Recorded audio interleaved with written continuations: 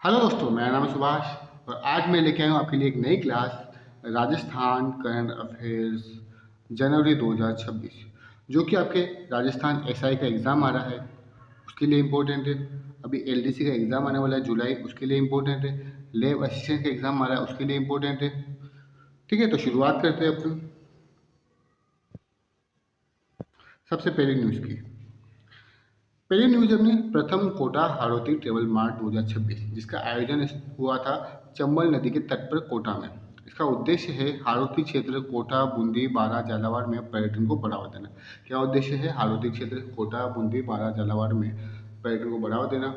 कहाँ हुआ है ये? चंबल नदी के तट पर। इसका उद्घाटन किया था लोकसभा अध्यक्ष ओम बिरला द्वारा। किसने उद्घाटन किया था?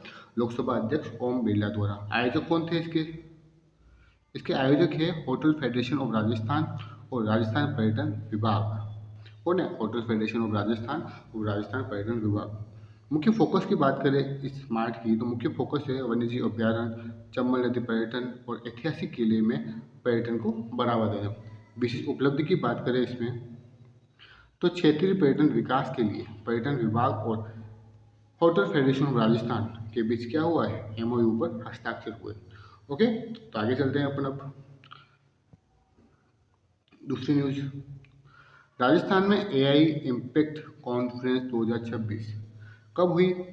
15-16 जनवरी 2026 को आयोजित हुई थी। कहाँ हुई थी? तो जयपुर में। किसने की थी? सूचना प्रौद्योगिकी और संचार विभाग द्वारा। इसका थीम क्या है या फिर सब्जेक्ट क्या है इसकी? तो एआई फॉर गुड गवर्नेंस और विकास में एआई का प्रभाव। उद्देश्य क्या है इसका? सरकारी सेवाओं, कृषि और शिक्षा में एआई के उपयोग को बढ़ावा देना। ओके, कहाँ हुआ था? जयपुर में। कब हुआ था? 15-16 जनवरी 2026 को। ओके, अब बात करते हैं अपन कि ये एआई क्या है, यानी आर्टिफिशियल इंटेलिजेंस क्या है। सरल शब्दों में देखा जाए तो एआई कंप्यूटर या रोबोट की वह क्षमता है जिससे वह उन कार्यों को कर सकता है जिनके लिए आमतौर पर मानव बुद्धि यानी कि ह्यूमन इंटेलिजेंस और विवेक की आवश्यकता होती है।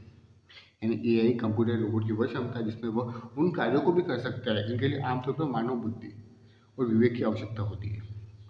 एआई की मुख्य विशेषता और घटक की बात करें अपन तो इसके 3 घटक है। कौन कौन से? एक तो मशीन लर्निंग। कौन सा है? Machine learning. ये एआई का ही एक प्रकार है। इसमें कंप्यूटर को डेटा के माध्यम से खुद सीखने और सिखाया जाता है ताकि वो भविष्य में सटीक निर्णय ले सके। यानी वह डेटा से खुद सीखता है और सिखाता है ताकि वो भविष्य में सटीक निर्णय ले सके। डीप लर्निंग यानी वो खुद लर्न करता है। यह तकनीक बड़ी मात्रा में डेटा जैसे टेक्स्ट, चित्र, वीडियो से ऑटोमेटिक लर्निंग को सक्षम बनाती है, खुद सीखता है। यह मानव मस्तिष्क के काम करने के तरीके से प्रेरित है। ओके, आगे चले। तीसरा घटक है इसका तार्किक कार्यवाही। एआई की सबसे बड़ी विशेषता यह है कि यह किसी विशिष्ट लक्ष्य को प्राप्त करने के लिए सबसे बेहतर और तर्कसंगत तरीका चुनता है। जैसे अपन एआई में बात करते हैं, एआई से बात करते हैं तो वो तरीका बताता है जो सबसे बेस्ट होता है। ओके, अब राजस्थान के लिए एआई का क्या महत्व है? राजस्थान सरकार शासन में दक्षता सुधारने और राज्य को एआई नवाचार केंद्र के रूप में विकसित करने के लिए प्रतिबद्ध है। ओके, अब आगे चलते हैं अपन। आगे की न्यूज़ अपनी नागौरी अश्वगंधा को क्या मिला है? नया जीआई टैग। ठीक है ना। भारत सरकार ने राजस्थान के नागौर जिले में उगाए जाने वाले नागौरी अश्वगंधा को भौगोलिक उपदर्शन यानी जीआई टैग प्रदान किया है। इस तरह राजस्थान में 22 जीआई टैग हो गए हैं। ओके, विशेषता क्या है इसकी नागौरी अश्वगंधा की? नागौरी अश्वगंधा अपनी उच्च गुणवत्ता, औषधीय गुणों और जड़ की मोटाई के लिए विश्व प्रसिद्ध है। इसे विंटर चेरी या इंडियन जिनसेंग भी कहते हैं। क्वेश्चन आ सकता है कि विंटर चेरी या इंडियन जिनसेंग किसे कहते हैं? तो नागौरी अश्वगंधा को। या फिर सिंपल सा क्वेश्चन आता है कि हाल ही में किसे जीआई टैग दिया गया है? तो आंसर आएगा नागौरी अश्वगंधा। ओके, तो इसका महत्व क्या हो गया? जीआई टैग मिलने से क्या महत्व हो गया? जीआई टैग मिलने से अब इसे अंतर्राष्ट्रीय स्तर पर एक अलग पहचान मिलेगी और नागौर के किसानों को उनकी फसल का बेहतर दाम मिल सकेगा। अश्वगंधा के फायदे की बात करें अपन तो ये तनाव कम करने, इम्यूनिटी बढ़ाने और शारीरिक शक्ति के लिए आयुर्वेदिक दवाओं में मुख्य रूप से उपयोग में लाया जाता है। ओके, अब बात करते हैं जीआई टैग के बारे में डिटेल से कि जीआई टैग क्या है, कैसे मिलता है, क्या है सब कुछ। तो जीआई टैग की मुख्य संस्था क्या है? देखो, जीआई टैग भौगोलिक उपदर्शन रजिस्ट्री यानी कि जियोग्राफिकल इंडिकेशन रजिस्ट्री द्वारा दिया जाता है। इसके द्वारा ज्योग्राफिकल इंडिकेशन रजिस्ट्री द्वारा दिया जाता है, जिसका मुख्यालय कहाँ है? तो चेन्नई, तमिलनाडु में। किसके विभाग के अंतर्गत है? तो यह वाणिज्य एवं उद्योग मंत्रालय के उद्योग संवर्धन और आंतरिक व्यापार विभाग के अंतर्गत आता है। ओके, अब कानूनी आधार की बात करते हैं अपन। तो गियर टैग वस्तुओं का भौगोलिक उपदर्शन है। जीआई टैग पंजीकरण और संरक्षण अधिनियम 1999 के तहत दिया जाता है। यह कानून कब लागू हुआ था? सितंबर 2003 से लागू हुआ। अब क्वेश्चन आंसर, जीआई टैग कानून कब से लागू हुआ? तो सितंबर 2003 से। कब, कौन सा कानून है? तो वस्तुओं का भौगोलिक उपदर्शन यानी जीआई टैग पंजीकरण और संरक्षण अधिनियम 1999। ओके, अब इसकी प्रक्रिया क्या है? देखो, जीआई टैग मिलने की प्रक्रिया, सबसे पहले आवेदन करना होगा।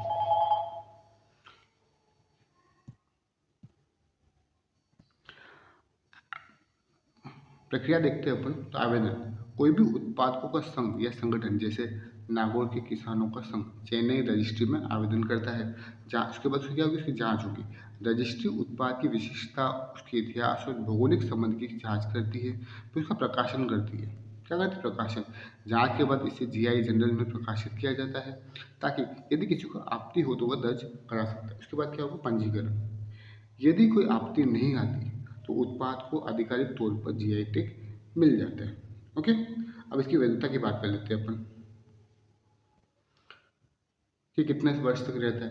देखो, एक बार जीआई टैग मिलने के बाद 10 वर्षों के लिए वो वैध हो जाता है। 10 साल के बाद इसे फिर से नवीनीकृत यानी रिन्यू करवाना पड़ता है। यानी जैसे कि नागौरी अश्वगंधा को अभी जीआई टैग मिल गया, तो उसकी वैधता कितनी रहेगी? 10 वर्षों के लिए।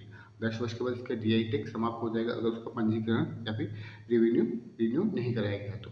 ओके, अब फैक्ट की बात करते हैं अपन कुछ। जैसे भारत का पहला जीआई टैग 2004 में दार्जिलिंग चाय को मिला, और राजस्थान का पहला जीआई टैग कोटा डोरिया हस्तशिल्प में और बीकानेरी भुजिया खाद्य सामग्री में मिला था। ओके, अब चलते हैं अपन आगे। माहेश्वरी ग्लोबल कन्वेंशन और एक्सपो 2026, स्थान क्या है? जोधपुर, राजस्थान। संबोधन किया था केंद्रीय गृह मंत्री अमित शाह द्वारा। ठीक है ना? कौन सा है? माहेश्वरी ग्लोबल कन्वेंशन और एक्सपो 2026 कहाँ हुआ था? जोधपुर, राजस्थान में। संबोधन किया था इसका केंद्रीय गृह मंत्री अमित शाह द्वारा। मुख्य संदेश क्या दिए थे अमित शाह ने? तो आत्मनिर्भर भारत के बारे में उन्होंने कहा था कि स्वदेशी उत्पादों और भारतीय भाषाओं स्वभाषा को बढ़ावा देना है। आर्थिक प्रगति, भारत दुनिया की 11वीं से चौथी बड़ी अर्थव्यवस्था बन चुका है और जल्द ही तीसरी बनने वाला है। माहेश्वरी समुदाय का योगदान के बारे में उन्होंने कहा है कि व्यापार, उद्योग और स्वतंत्रता संग्राम में इस समुदाय की ऐतिहासिक भूमिका की सराहना की गई है। ओके, आगे चले अपन। तो बामनवास काकड़ राजस्थान की पहली पूर्ण जैविक पंचायत बन गई है। बामनवास काकड़ राजस्थान की पहली पूर्ण जैविक पंचायत बन गई है। ये कहाँ है बामनवास काकड़? तो यह कोटपुतली बहरौल जिले में स्थित है। ठीक है, इसके बारे में और एक जानकारी है। देखो, यह उत्तर पश्चिम भारत की भी पहली पूर्णतः जैविक प्रमाणित पंचायत है। यानी कि राजस्थान की नहीं बल्कि उत्तर पश्चिम भारत की भी पहली पूर्णतः जैविक प्रमाणित पंचायत बन चुकी है। कौन सी? तो बामनवास काकड़। प्रमाणीकरण किसने किया इसका? यानी सर्टिफिकेशन, इसे कोफेड यानी COFED और NPOP national programme for organic production के मानकों के तहत प्रमाणित किया गया। किसकी तरह प्रमाणित किया गया है? तो कोफेड और NPOP के द्वारा। किसने किया कमाल? इस बदलाव का नेतृत्व मुख्य रूप से स्थानीय महिला किसानों ने किया है। ओके, वहाँ के किसानों ने शपथ ली है कि यहाँ के किसानों ने सिंथेटिक उर्वरकों और रासायनिक कीटनाशकों का उपयोग न करने की शपथ ली है।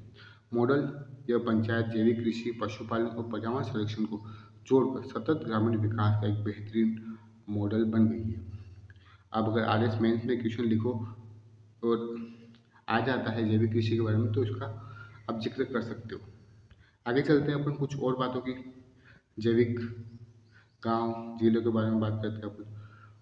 प्रथम जैविक जिला कौन सा है? तो अपना डूंगरपुर है। प्रथम जैविक गांव कौन सा है? तो दादिया गांव, जयपुर है। प्रथम जैविक पंचायत कौन सी है? तो ये बामनवास काकड़ कोटपुतली बहरौल है।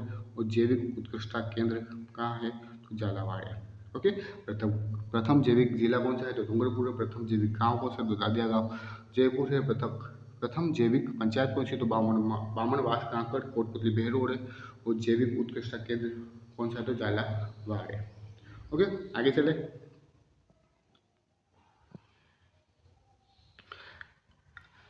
एक और न्यूज है कि कुंभलगढ़ वन्य जीव अभ्यारण्य इको सेंसिटिव जोन घोषित किया गया। केंद्र सरकार के पर्यावरण मंत्रालय ने कुंभलगढ़ अभ्यारण्य के आसपास के क्षेत्र को आधिकारिक तौर पर इको सेंसिटिव जोन घोषित कर दिया गया। यह अधिसूचना पर्यावरण संरक्षण अधिनियम 1986 के अंतर्गत जारी की गई। यह अधिसूचना पर्यावरण संरक्षण अधिनियम 1986 के अंतर्गत जारी की गई है। इससे विस्तार कितना हो जाएगा, अभ्यारण्य की सीमा से 0 से 1 किलोमीटर तक का दायरा, जिसमें कितने 94 गाँव शामिल है, लगभग 543 वर्ग किलोमीटर का। इसमें कौन कौन से जिले शामिल है तो ये क्षेत्र उदयपुर, पाली और राजसमंद जिलों में फैला हुआ है। ओके, आगे चले अपन।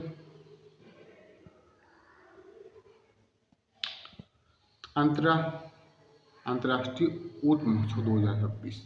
अंतर्राष्ट्रीय ऊंट महोत्सव 2026 कौन सा है तो 32वां अंतर्राष्ट्रीय ऊंट महोत्सव 2026। इसका आयोजन हुआ है 9 से 11 जनवरी 2026 को बीकानेर में।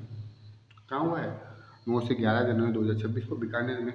इस दौरान लक्ष्मी नारायण मंदिर से रामपुरा हवेली तक हेरिटेज वॉक निकाली गई। इस दौरान लक्ष्मीनाथ मंदिर से रामपुरा हवेली तक हेरिटेज वॉक निकाली गई। इस दौरान विभिन्न प्रकार की प्रतियोगिताएं आयोजित की गई, जिनके विजेता निम्नलिखित रूप से है। कौन कौन विजेता बने तो देख लो आप। मिस्टर बिगाना लखन पारिक बने हैं। मिस मरवन अंकिता सुथार बने और ढोला मरवन किशोर कल्ला व स्वाति कल्ला बने। मिस्टर बिकाना तो लखन पारिक बने हैं, मिस मरवन अंकिता सुथार बनी है, ढोला मरवन किशोर कल्ला व स्वाति कल्ला बनी है। ओके, अब बात करते हैं अपन सबसे इम्पोर्टेंट न्यूज़ की, जो है पद्मश्री 2026। राजस्थान में कितने लोगों को मिला है। इस साल गणतंत्र दिवस पर राजस्थान की 3 महान हस्तियों को पद्मश्री देने की घोषणा हुई है। कितने लोगों को 3 लोगों को। किसे किसे तो एक है गफूरुद्दीन मेवाती जोगी, जो कि अलवर के। कौन है गफूरुद्दीन मेवाती जोगी, ये अलवर के रहने वाले हैं और बप्पन वाद्य यंत्र बजाने में माहिर है। कौन सा वाद्य यंत्र बप्पन वाद्य यंत्र। इनकी सबसे बड़ी खासियत यह है कि इन्हें महाभारत के 2500 से ज़्यादा दोहे मुँह ज़बानी याद है। कितने 2500 यानी कि 2500 से ज़्यादा मुँह ज़बानी इनको याद है। इन्हें गफूरुद्दीन मेवाती जोगी जो कि पद्मश्री से सम्मानित होंगे। और ओके, आगे चले अपन। इन्हें पांडुन का कड़ा, ये पांडु का कड़ा नाम की एक पुरानी गायन शैली के आखिरी जीवित कलाकार माने जाते हैं। यानी गफूरुद्दीन मेवाती जोगी पांडुन का कड़ा नाम की एक पुरानी गायन शैली के आखिरी जीवित कलाकार माने जाते हैं। अब दूसरे कलाकार की बात करें अपन, एक तो हो गए गफूरुद्दीन मेवाती जोगी जो कि अलवर के बप्पन वाद्य यंत्र बजाते हैं। ओके, अब दूसरे बात करते हैं अपन तगाराम भील की। कौन है तगाराम भील, जो कि जैसलमेर के हैं। जैसलमेर के मूल सागर गांव के रहने वाले तगाराम जी को अलगोजा का जादूगर कहा जाता है। किसके थे अलगोजा का जादूगर। ये पिछले 55 सालों से अलगोजा बजा रहे हैं।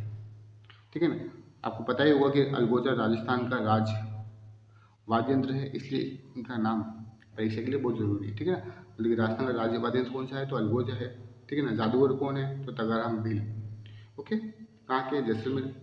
किस लिए नाम आया है तो पद्मश्री में इनकी घोषणा हुई है। ठीक है ना, तीसरा नाम है स्वामी ब्रह्मदेव महाराज। स्वामी ब्रह्मदेव महाराज कहाँ के हैं तो श्रीगंगानगर के। इन्होंने अपना पूरा जीवन समाज सेवा को समर्पित कर दिया है। श्रीनगर में इन्होंने श्री जगदम्बा अंध विद्यालय और मूकबधिर बच्चों के लिए संस्थान बनाए, जहाँ हजारों दिव्यांग बच्चों का जीवन संवारा जा रहा है। ठीक है ना, 3 लोग हो गए जिन्हें पद्मश्री से सम्मानित किया जाएगा। एक तो है गफूरुद्दीन मेवाती जोगी जो कि अलवर के हैं, तगाराम भील जो कि जैसलमेर के हैं, और तीसरे स्वामी ब्रह्मदेव महाराज जो कि श्रीगंगानगर के। एक और न्यूज़ है कि जयपुर के रहने वाले विज्ञापन जगत के दिग्गज पीयूष पांडे को मरणोपरांत यानी मरने के बाद पद्म भूषण से सम्मानित किया गया। इसे तो पीयूष पांडे को। कहाँ पे है? तो जयपुर के। मरणोपरांत, यानी कि मरने के उपरांत इनको क्या दिया गया? पद्म विभूषण से सम्मानित किया गया। ओके,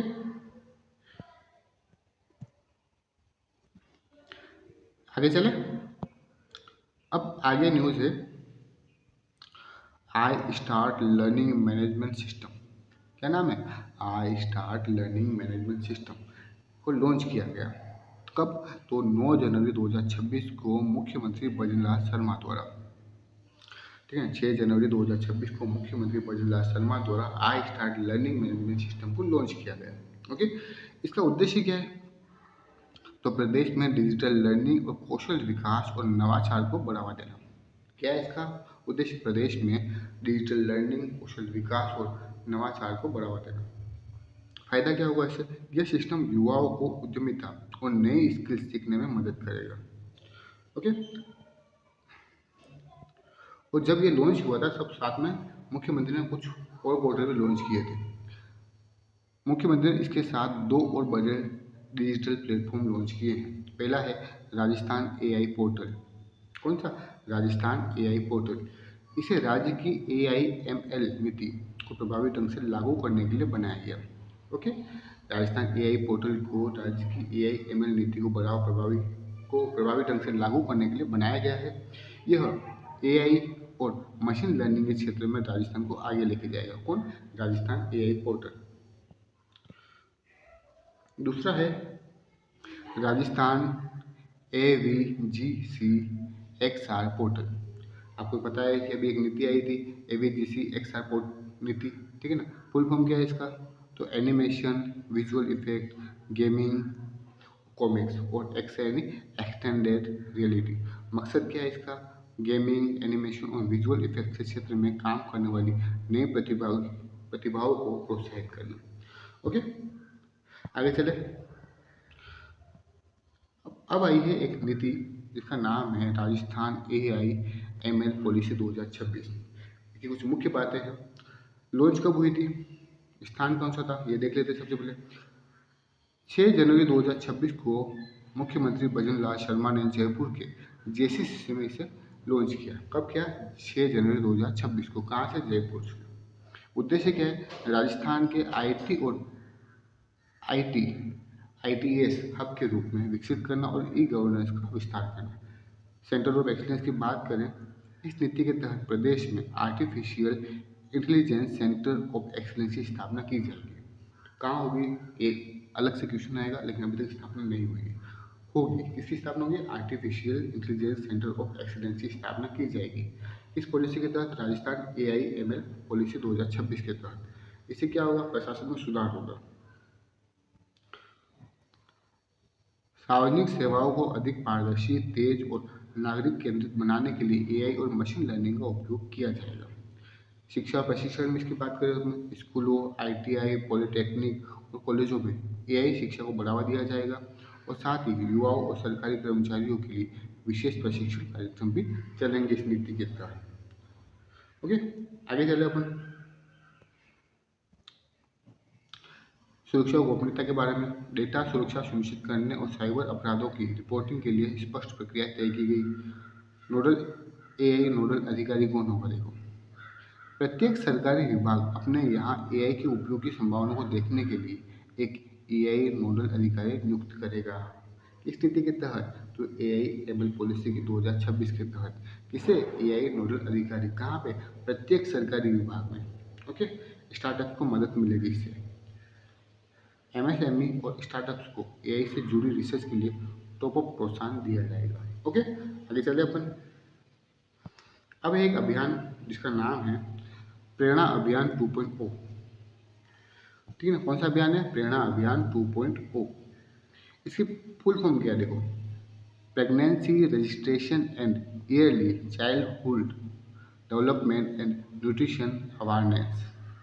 क्या है? Pregnancy registration and yearly childhood development and nutrition awareness. ठीक है, अवेयरनेस हो जाएगा। ठीक है ना। अवधि कब है इसकी? प्रेरणा अभियान 2.0। तो ये अभियान 19 जनवरी से 19 फरवरी 2026 तक पूरे राजस्थान में चलाया जा रहा है। आयोजक कौन है इसका? निदेशालय समेकित बाल विकास सेवाएं। कौन है आयोजक? निदेशालय समेकित बाल विकास सेवा यानी ICDS। लक्ष्य क्या है इसका? गर्भवती महिलाएं, 0 से 6 वर्ष के बच्चे और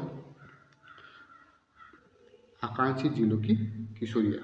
कौन है लक्ष्य इसका? गर्भवती महिलाएं, इसकी 0 से 6 वर्ष के बच्चे हैं और आकांक्षी जिलों की कौन है? बालिका या फिर किशोरियाँ है। अभियान की मुख्य गतिविधियाँ क्या होगी? 100% पंजीकरण, पात्र लोगों को प्रधानमंत्री मातृ वंदना योजना और मुख्यमंत्री मातृत्व पोषण योजना से जोड़ना इस अभियान की मुख्य गतिविधि है। ओके, आंगनवाड़ी से जुड़ाव किया जाएगा। 3 से 6 वर्ष के बच्चों का आंगनवाड़ी में पंजीकरण और शाला पूर्वी शिक्षा सुनिश्चित करना। फिर कुपोषण की पहचान, SAM यानी अति गंभीर और MAM मध्यम गंभीर श्रेणी के कुपोषित बच्चों की पहचान करना। 100 सुनहरे दिन, बच्चों के जन्म से लेकर शुरुआती 1000 दिनों के बीच पोषण और स्वास्थ्य के महत्व पर जागरूकता फैलाना। ओके,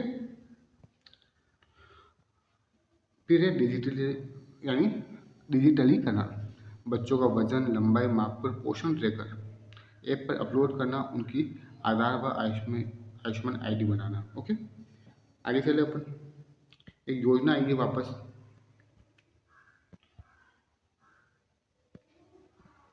मुख्यमंत्री कन्यादान योजना। कौन सी योजना है? मुख्यमंत्री कन्यादान योजना। यह योजना राजस्थान के सामाजिक न्याय एवं अधिकारिता विभाग द्वारा चलाई जा रही है। इसके द्वारा राजस्थान के सामाजिक न्याय एवं अधिकारिता विभाग द्वारा चलाई जा रही है। इसका मुख्य उद्देश्य क्या है? गरीब परिवारों की बेटियों की शादियों में आर्थिक संबल देना यानी मदद देना। किसको? गरीब परिवारों की बेटियों की शादी में आर्थिक संबल देना। योजना कौन चला रहा है? तो सामाजिक न्याय एवं अधिकारिता विभाग द्वारा। ठीक है ना। उद्देश्य क्या है? गरीब परिवारों की बेटियों की शादी में आर्थिक संबल देना। योजना की बड़ी बात है, 2 जनवरी 2026 तक सरकार इस योजना पर 142 करोड़ रुपए से ज़्यादा खर्च कर चुकी है और लगभग 34,700 बेटियों को इसका लाभ मिल चुका है। अब देखो कुछ समय सीमा में बदलाव किया है। समय सीमा में बदलाव, पहले शादी के 6 महीने के भीतर आवेदन करना होता था, लेकिन अब सरकार ने इसे बढ़ाकर 1 साल कर दिया है। ठीक है। आयु सीमा, बेटी की उम्र 18 वर्ष से ऊपर होनी चाहिए और एक परिवार की अधिकतम 2 बेटियों को ही यह लाभ मिलता है। ओके, मतलब कि इस योजना में क्या है, पहले क्या था 6 महीने के भीतर ही आवेदन करना होता, लेकिन अब 1 साल के भीतर आवेदन कर सकते हैं। उसके बाद बेटे की उम्र, जिसकी शादी हो रही है उसकी उम्र 18 साल से ऊपर होनी चाहिए और एक परिवार की ज़्यादा से ज़्यादा 2 लड़के ही उनको लाभ मिल सकता है। ओके, अब कितना लाभ मिलेगा, क्या मिलेगा, इसकी बात करें अपन। देखो, जब SC ST और अल्पसंख्यक यानी BPL परिवार के लिए कितने शादी के समय 31,000 रुपये देती है।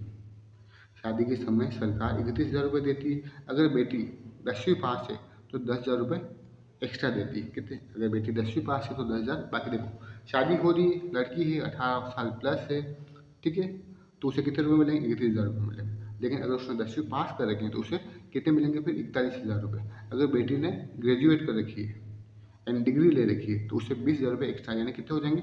51,000 रुपये। यानी कि एक पढ़ी लिखी बेटी को कुल 51,000 रुपये तक मिल सकते हैं।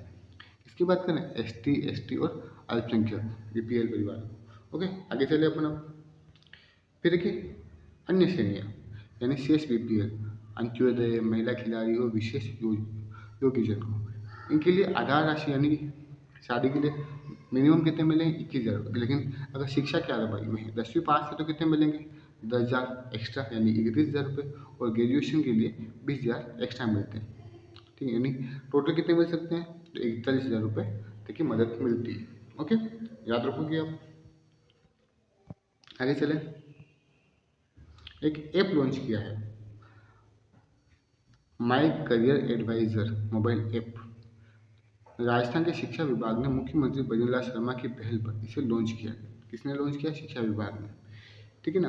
किसके लिए? यह मुख्य रूप से कक्षा 9 से 12वीं के विद्यार्थियों के लिए, लेकिन यह शिक्षकों और अभिभावकों के लिए भी उतना ही उपयोगी है। किसके लिए लॉन्च किया गया? माई करियर एडवाइजर ऐप, तो कक्षा 9 से 12वीं के स्टूडेंट्स के लिए। किसने बनाया इस ऐप को? इस ऐप का विकास शिक्षा मंत्रालय, भारत सरकार और NCERT PSSCIVE यानी पेसी ने मिलकर किया। किसने? NCERT और PSSCIVE और साथ ही शिक्षा मंत्रालय भारत सरकार द्वारा की गई है।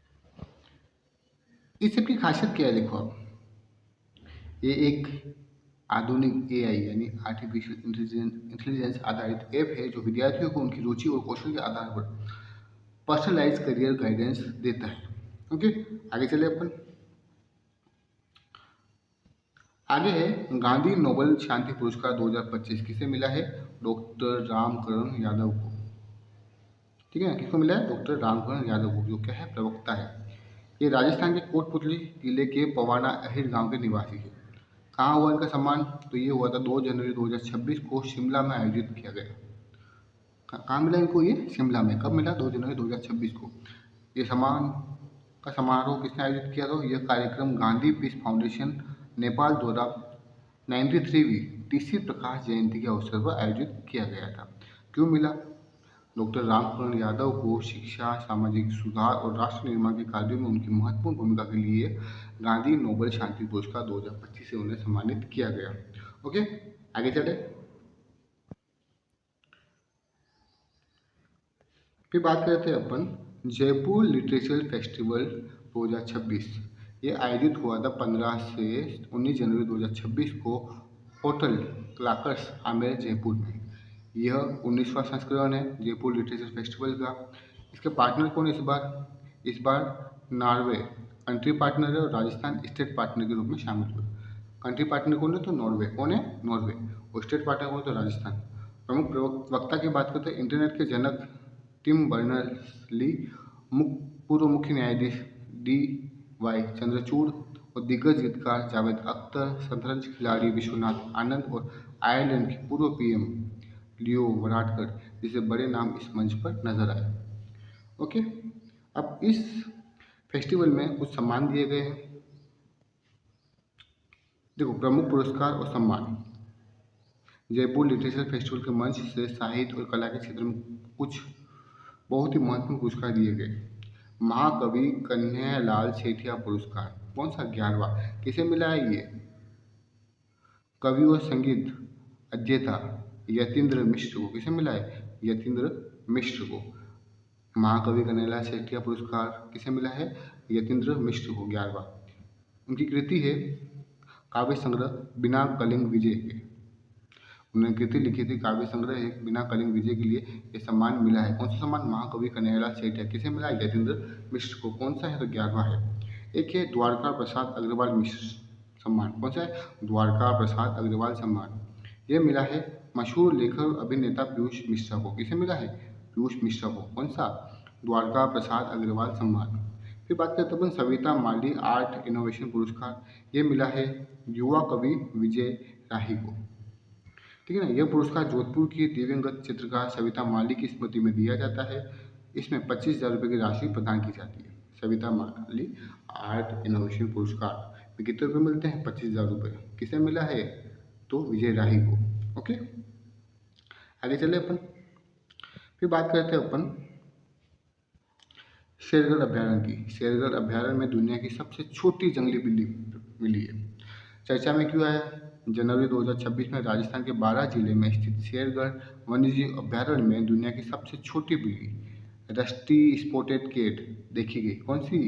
Rusty spotted cat. क्वेश्चन आ जाएगा हाल ही में रस्टी स्पॉटेड कैट कहाँ देखी गई है? तो आंसर क्या आ जाएगा? शेरगढ़ अभ्यारण्य। ओके, तो कहाँ पर है? 12 में। विशेषता क्या है इस बिल्ली की? ये बिल्ली प्रजाति दुनिया में बिल्लियों के कुल की सबसे छोटी, अत्यंत दुर्लभ और बहुत शर्मीली मानी जाती है। इसकी संरक्षण स्थिति देखें अपन तो वन्यजीव संरक्षण अधिनियम 1972 में ये अनुसूची 1 के तहत बाघ के समान उच्चतम सुरक्षा प्राप्त है। IUCN की रेड लिस्ट में इसे संकट के करीब यानी नियर थ्रेटेंड श्रेणी में रखा गया है। ऐतिहासिक रूप से यह केवल भारत और श्रीलंका में ही पाई जाती है। ओके, कौन सी? Rusty spotted cat. ये सिर्फ भारत और श्रीलंका में पाई जाती है। ठीक है ना। वन्यजीव संरक्षण अधिनियम 1972 में अनुसूची 1 में और IUCN में ये संकट के करीब है। ओके, याद रखोगे आप। आगे चले। फिर हुआ है MOU।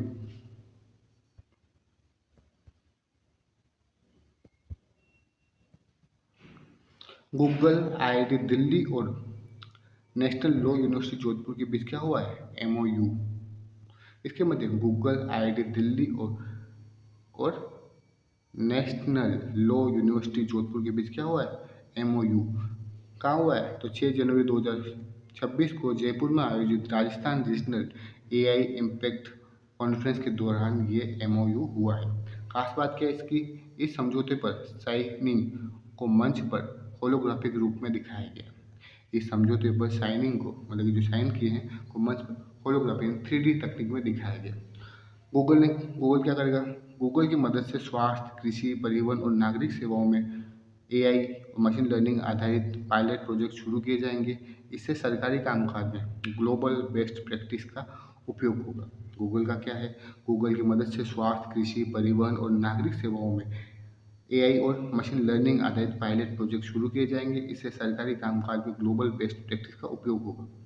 नेशनल लॉ जोधपुर की भूमिका क्या है, नेशनल लॉ यूनिवर्सिटी जोधपुर के साथ मिलकर नैतिक और जिम्मेदारी AI यानी रेस्पॉन्सिबल AI को बढ़ावा दिया जाएगा। यह सरकारी अधिकारियों और स्टार्टअप्स के लिए ट्रेनिंग और गाइडलाइंस तैयार करने में मदद करेगा। नेशनल लॉ यूनिवर्सिटी जोधपुर के साथ मिलकर नैतिक और जिम्मेदार AI यानी रिस्पॉन्सिबल AI को बढ़ावा दिया जाएगा। यह सरकारी अधिकारियों और स्टार्टअप्स के लिए ट्रेनिंग और गाइडलाइंस तैयार करने में मदद करेगा। IIT दिल्ली का योगदान क्या है इसमें, IIT दिल्ली के साथ AI सेंटर ऑफ एक्सीलेंस बनाया जाएगा, जहाँ रिसर्च, हैकाथॉन और स्टार्टअप मैटरिंग पर काम होगा। ठीक है, तो MOU किसके मध्य हुआ है, गूगल, IIT दिल्ली और NLU जोधपुर के बीच। कब हुआ था, 6 जनवरी 2026 को। कहाँ हुआ था, जयपुर में। कौन सी कॉन्फ्रेंस में, तो Rajasthan regional AI impact conference के दौरान। ठीक है ना, इसमें जो साइन हुए थे इसे होलोग्राफिक रूप में दिखाया गया है। ओके, आगे चले अपन। एक और MOU हुआ है,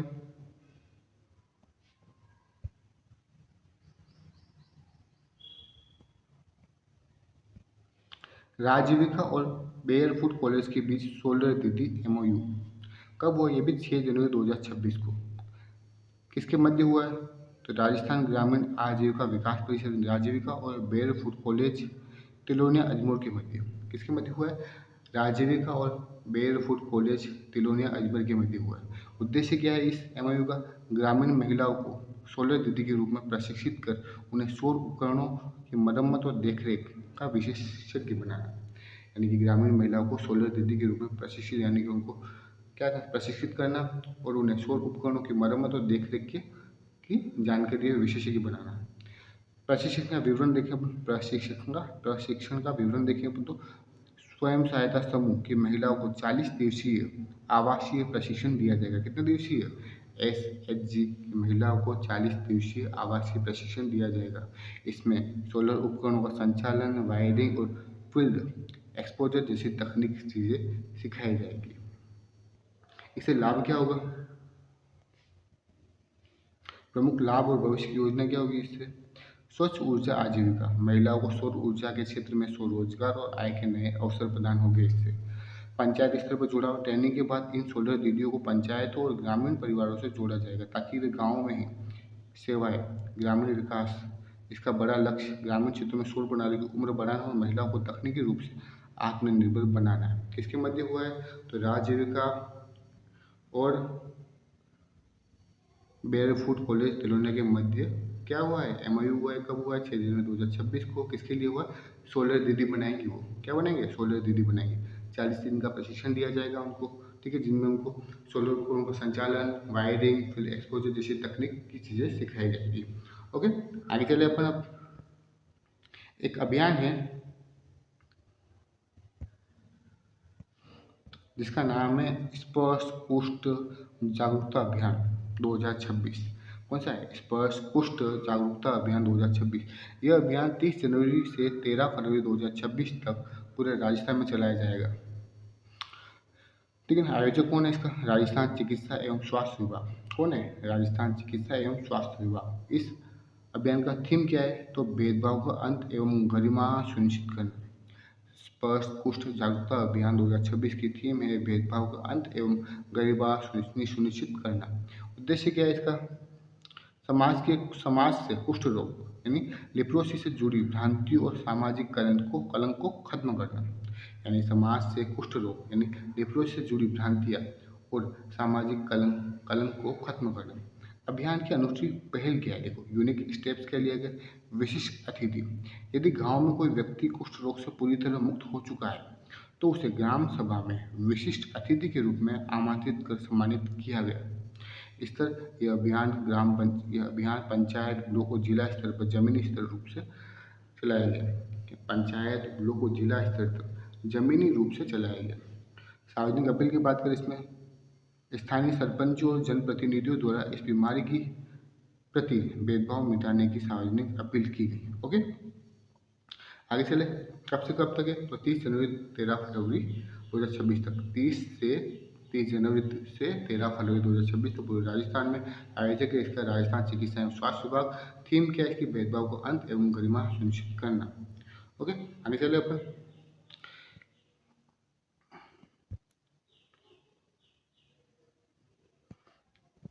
फिर एक पोर्टेबल जल अलवणीकरण प्रणाली, स्वदेश। क्या नाम है? पोर्टेबल जल अलवणीकरण प्रणाली, स्वदेश। किसने बनाया है इसे? तो इसे डीआरडीओ के अंतर्गत डिफेंस लेबोरेटरी जोधपुर द्वारा विकसित किया गया। अब क्वेश्चन आ जाएगा, हाल ही में डीआरडीओ के अंतर्गत डिफेंस लेबोरेटरी जोधपुर द्वारा कौन सी प्रणाली विकसित की गई? तो आंसर क्या हो जाएगा उसका? पोर्टेबल जल अलवणीकरण प्रणाली यानी स्वदेश। उपकरण का नाम क्या है? सी वाटर डिसैलिनेशन सिस्टम यानी स्वदेश। क्या नाम है? सी वाटर डिसैलिनेशन सिस्टम बना। ठीक है। उद्देश्य क्या है इसका? दुर्गम क्षेत्र जैसे दूरस्थ तटीय इलाके, अधिक ऊंचाई वाले क्षेत्र और एकांत सैन्य चौकियों में तैनात सैनिकों को स्वच्छ पेयजल उपलब्ध कराना। खासियत क्या है इसकी प्रणाली की? एक खारे पानी को पीने योग्य अलवणीकरण बनाने वाली एक पोर्टेबल, आसानी से कहीं भी ले जाने वाली प्रणाली है। इसे थल, जल और वायु तीनों सेनाओं की जरूरतों को ध्यान में रखकर बनाया गया है। दोहरा मोड, इसे मैनुअल हाथ से भी चलाया जा सकता है और इंजन से भी चलाया जा सकता है। ओके, दोहरा मोड यानी ये मैनुअल भी है और इंजन चालित भी है, दोनों है। ओके, किसने बनाया है इसको? तो डिफेंस लेबोरेटरी जोधपुर। ओके, आगे चले।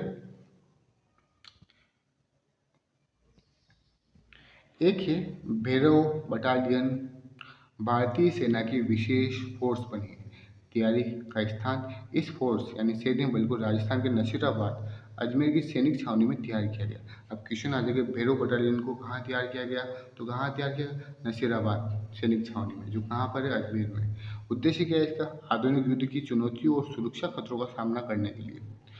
आर्मी डे परेड, यह बटालियन 15 जनवरी 2026 को जयपुर में आयोजित आर्मी डे परेड में पहली बार शामिल हुई। ड्रोन तकनीक, इस फोर्स की सबसे बड़ी ताकत इसके प्रशिक्षित ड्रोन ऑपरेटर्स है। इन्हें दुश्मन के ठिकानों पर निगरानी रखने और सटीक निशाना लगाने का विशेष प्रशिक्षण दिया गया है। आधुनिक क्षमता की बात करें, भैरव फोर्स को अत्याधुनिक तकनीक से लैस किया गया है, जो तेजी से बदलते युद्ध के तरीकों में सेना की क्षमता को कई गुना बढ़ा देगी। कहाँ तैयार की गई ये याद रखना है, नशीराबाद छावनी अजमेर में। ओके, और आर्मी डे परेड में कहाँ शामिल होगी? तो 15 जनवरी 2026 को जयपुर में पहली बार शामिल होगी। ओके, आगे चले। अब हम बात करेंगे Rajasthan aerospace and defence policy 2026 के बारे में। किसके बारे में? Rajasthan aerospace and defence policy 2026 के बारे में। इसको मंजूरी मिली 21 जनवरी 2026 को मुख्यमंत्री बजनलाल शर्मा की अध्यक्षता में। इसका लक्ष्य है राजस्थान को रक्षा और एरोस्पेस में निर्माण का प्रमुख ग्लोबल हब बनाना। फोकस एरिया क्या है इसका? एक तो एमएसएमई, स्टार्टअप्स और एमआरओ। एमआरओ का मतलब होता है मेंटेनेंस, रिपेयर एंड ओवरऑल इकाइयाँ। ओके, इसमें प्रमुख प्रोत्साहन और सब्सिडी की बात करें अपन, प्रमुख प्रोत्साहन और सब्सिडी क्या है इसमें? टैक्स में छूट कितनी मिली है? देखो आप, डिफेंस पार्कों में पात्र इकाइयों को 7 वर्षों के लिए, कितने वर्षों के लिए? 7 वर्षों के लिए 75% राज्य कर यानी SGST की प्रतिपूर्ति मिलेगी। पूंजीगत अनुदान की बात करें हम, तो विनिर्माण इकाइयों के लिए 20% से 28% तक पूंजीगत अनुदान मिलेगा। वहीं सेवा इकाइयों के लिए कितना मिलेगा? 14% से 20% तक। कितने वर्षों के लिए? 10 वर्षों तक ये वितरित किया जाएगा। ओके, रेको के माध्यम से मदद कितनी होगी? देखो आप, भूमि भुगतान में लचीलापन और 5 वर्षों के लिए कार्यालय किराए पर 25% की सब्सिडी मिलेगी। और अब देखते हैं अपन अन्य छूटों के बारे में इसकी।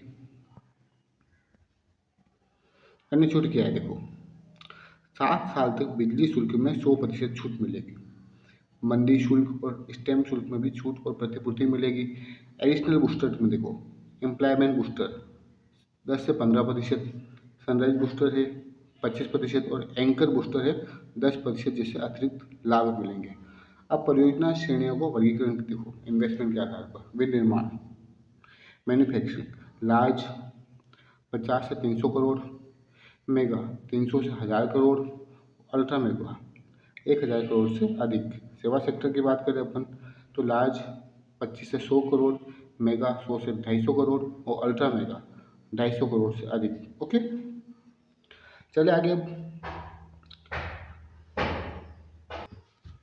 माता यशोदा पुरस्कार योजना, जिसका उद्देश्य क्या देखा, माता यशोदा पुरस्कार योजना का उद्देश्य माँ एवं शिशु की देखभाल के क्षेत्र में उत्कृष्ट कार्य करने वाली आंगनवाड़ी कार्यकर्ता और सहायिकों को सहायिकाओं को प्रोत्साहित करना और सम्मानित करना।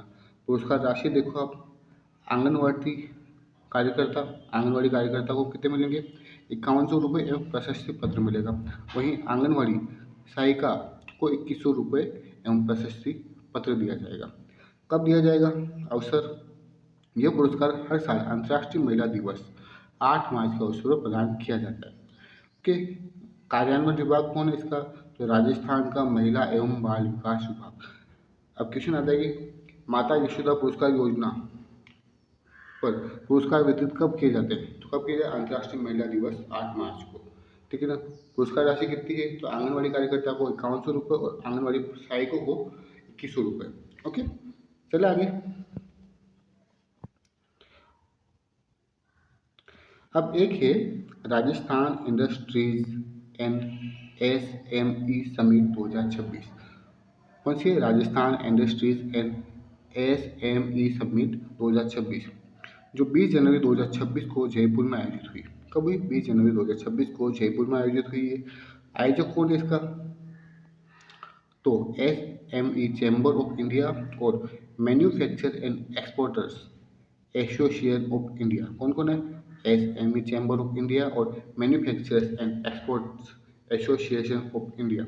इसकी थीम क्या है देखो, मुख्य विषय या थीम, उभरते व्यापार, निर्यात और निवेश और सहयोग के अवसरों का अन्वेषण करना। क्या है इसकी थीम, उभरते व्यापार, निर्यात, निवेश और सहयोग के अवसरों का अन्वेषण करना। मुख्य फोकस क्या है इस समिट का, राजस्थान के Tier 2 और Tier 3 शहरों में उद्योग स्थापित करना और मैन्युफैक्चरिंग विनिर्माण को बढ़ावा देना। उद्देश्य देखो, निर्माताओं, निर्यातकों और निवेशकों और स्टार्टअप्स को एक मंच पर लाकर राज्य के औद्योगिक और आर्थिक विकास को गति देना। याद रखना, राजस्थान इंडस्ट्रियल SME समिट कहाँ हुई थी, जयपुर में। कब हुई थी, 20 जनवरी 2026 को। किसने की थी, तो SME चैम्बर ऑफ इंडिया और manufacture and exports association of India के द्वारा। ओके, आगे चले। आगे है एकीकृत क्लस्टर विकास योजना। कौन सी, एकीकृत क्लस्टर विकास योजना। ये लागू कब हुई थी, जनवरी 2025 में राजस्थान सरकार द्वारा इसे लागू किया गया था। बजट में अपडेट देखो, 11 जनवरी 2026 को 58 करोड़ के 58 करोड़ रुपए के अनुदान की मंजूरी दी गई। कब, 11 जनवरी 2026 को। कितने रुपए, 58 करोड़ रुपए के अनुदान की मंजूरी दी गई। लक्ष्य देखो इसका, एकीकृत क्लस्टर विकास योजना का लक्ष्य हस्तशिल्प, हथकरघा और MSME क्षेत्र में तकनीक और कौशल को सुधारना। अगले 3 वर्षों में 50 क्लस्टर विकसित करना। प्रथम चरण में कितने हैं, तो 15 क्लस्टर। ओके, योजना की मुख्य बातें देख लो आप। योजना की मुख्य बातें, एकीकृत क्लस्टर योजना की मुख्य बातें। पात्रता, एक ही स्थान पर काम करने वाली कम से कम 20 समान उत्पादन करने वाली MSME इकाइयाँ पात्र होगी। एक ही स्थान पर काम करने वाली कम से कम 20 समान उत्पादन वाली MSME इकाइयाँ पात्र होगी। आवेदन देखो, 10 से अधिक इकाइयों को एक अलाभकारी कंपनी बनाकर आवेदन करना होगा। 10 से अधिक इकाइयों को एक अलाभकारी कंपनी बनाकर आवेदन करना होगा। अनुदान की बात करें तो देखो, सब्सिडी कितनी है, उत्पादन, जांच और मार्केटिंग के लिए कुल लागत का 80% तक अनुदान दिया जाएगा। बुनकरों और हस्तशिल्पियों के प्रशिक्षण के लिए 100% तक का अनुदान दिया जाएगा। ठीक है। अब देखो क्वेश्चन आने की संभावना यहाँ से ज़्यादा है। कॉमन फैसिलिटी सेंटर, आधुनिक मशीनों वाले कॉमन फैसिलिटी सेंटर राजस्थान के 7 जिलों भरतपुर, दौसा, कोटपुतली, भैरोड, बालोतरा, जयपुर, हनुमानगढ़, फलोदी में विकसित किए जाएंगे। ठीक है, क्वेश्चन क्या आएगा, कॉमन फैसिलिटी सेंटर कहाँ स्थापित किए जाएंगे, कितने जिलों में, तो 7 जिलों में। कहाँ कहाँ पर, भरतपुर, दौसा, कोटपुतली, भैरोड, बालोतरा, जयपुर, हनुमानगढ़ और फलोदी में। ओके, अब बात करते हैं अपन नज़र ऐप की। किसकी, नज़र ऐप की। नज़र ऐप, जयपुर पुलिस को मिला स्कोर सिल्वर अवार्ड, कब और कहाँ, देखो 10 जनवरी 2026 को नई दिल्ली में आयोजित 105वें स्कोर शिखर सम्मेलन में, ठीक है ना, ठीक है ना, किसको मिला score silver award, Jaipur police को कब मिला, 10 जनवरी 2026 को नई दिल्ली में आयोजित 105वें स्कोर शिखर सम्मेलन में। अवार्ड क्या है, राष्ट्रीय स्तर पर स्कोर सिल्वर अवार्ड 2025 से सम्मानित किया गया। श्रेणी की बात करें तो पुलिस और सुरक्षा गवर्नेंस में नवाचार, श्रेणी क्या थी, पुलिस और सुरक्षा गवर्नेंस में नवाचार, यानी इनोवेशन इन गवर्नेंस। अब देखो नज़र ऐप का काम क्या है। शहरी ऐप का मुख्य काम, शहरी सुरक्षा को डिजिटल रूप से मजबूत करना, किराएदार और घरेलू सहायकों की पुलिस वेरिफिकेशन सत्यापन को आसान और पेपरलेस बनाना। महत्वपूर्ण, यह पहल तत्कालीन Jaipur police commissioner Biju George Joseph के निर्देशन में शुरू की गई। पुरस्कार ग्रहण किसने किया था, तो DIG कुंवर राष्ट्रदीप सिंह ने। मतलब कि जयपुर पुलिस ने एक नज़र ऐप बनाया था जिसका काम था शहरी सुरक्षा को डिजिटल रूप से मजबूत करना व किराएदारों और घरेलू सहायकों की पुलिस वेरिफिकेशन को आसान और पेपरलेस बनाना, जिसके लिए उन्हें 10 जनवरी 2026 को नई दिल्ली में आयोजित 105वें स्पोर्ट्स शिखर सम्मेलन में राष्ट्रीय स्तर पर पुलिस और सुरक्षा गवर्नेंस में नवाचार श्रेणी में स्कोर सिल्वर अवार्ड 2025 से सम्मानित किया गया। ओके, आगे चले।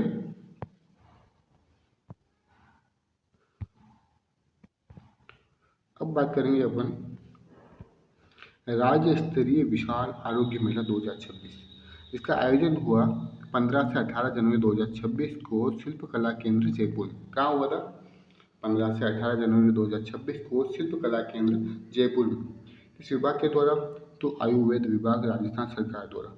इसका शुभारंभ उप मुख्यमंत्री एवं आयुष मंत्री डॉक्टर प्रेमचंद्र बेरवाल के द्वारा किया गया। अब मेले की मुख्य विशेषता की बात करें अपन,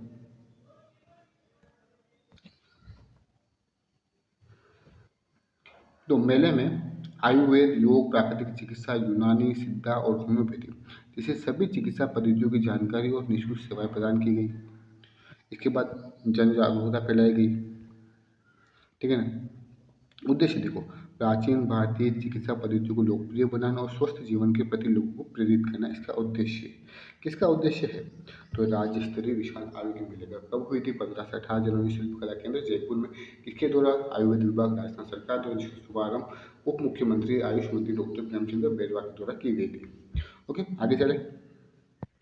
अब है निर्यात तैयारी सूचकांक, ठीक है ना, ये इंपॉर्टेंट है बहुत। 2024 में राजस्थान कौन जारी करता है, निर्यात तैयारी सूचकांक कौन जारी करता है, तो नीति आयोग द्वारा जनवरी 2026 में जारी किया गया।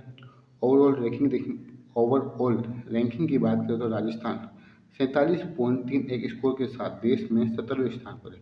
अब क्वेश्चन आ सकता है कि नीति आयोग द्वारा जारी निर्यात तैयारी सूचकांक में राजस्थान का कौन सा स्थान है, तो 17वां स्थान है ओवरऑल में, ठीक है ना। उस श्रेणी में बात करें, बड़े राज्यों की श्रेणी में राजस्थान 15वें स्थान पर है, ठीक है ना। और राजस्थान को आकांक्षी श्रेणी में शामिल किया गया। कौन सी श्रेणी में, राजस्थान आकांक्षी श्रेणी में।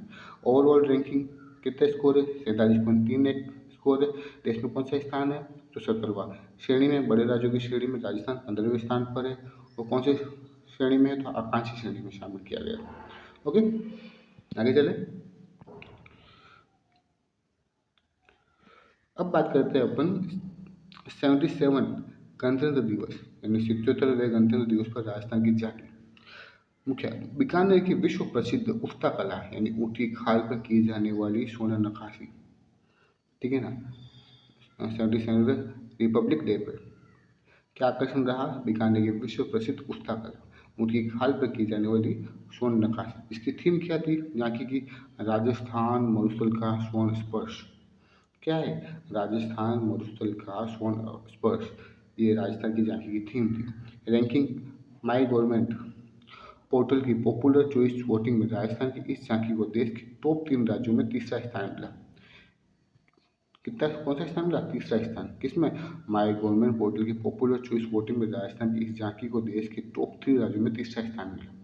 अब झांकी की बात करें, इसकी बनावट कैसी थी, क्या खासियत थी, इसकी बात करते हैं अपन लोग।